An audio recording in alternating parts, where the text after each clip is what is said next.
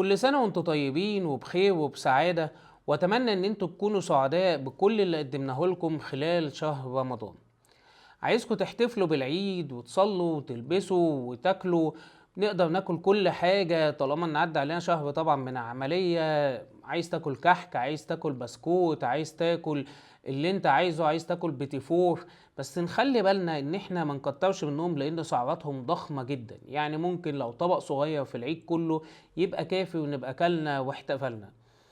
نخلي بالنا دايما ان الكحك بالذات لو كلناه ما نشربش قبليه ولا بعديه ميه لمدة ربع ساعة اقل، لانه هيشرب الميه دي وهينفش، هيكبر على حجم المعدة، ممكن يحسسك بامتلاء، ممكن يخليك لا قدر الله ترجع.